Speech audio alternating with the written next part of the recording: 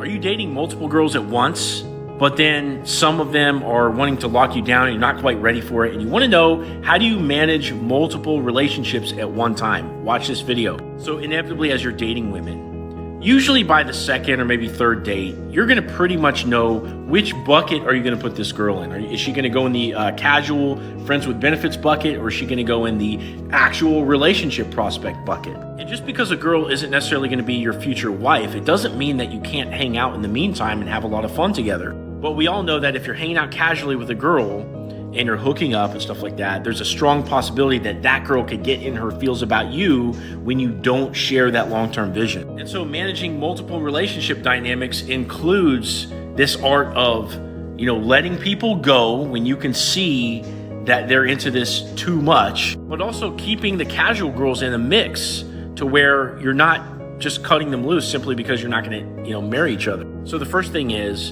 anytime a girl is expressing that she wants to be in a relationship with you, or that's the direction she wants it to head in, and you don't feel the same way, you have to have a talk with her. You have to say, look, I love spending time with you, but that's not the way that I see this going, okay?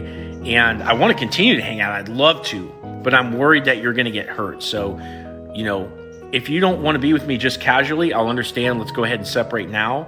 But if you can handle that, let's go ahead and do that and just have fun together, but with the understanding that it's not going to turn out into anything. And when you say that, you have to be actually willing to lose the girl, because a lot of guys won't cut anything off just because they want the sex, and that's selfish, right? Once you have that talk with the girl, and then let's say later on down the line, she's trying to hold your hand, or she's getting really deep, or expecting you to kind of act like the boyfriend or whatever, you can remind her that you had this talk already, and then again, present her with the choice. Do you want to stay? Or do you want to go? But this is what the situation is. And you're going to do this for your own integrity, and also looking out for that person so that way they don't get hurt.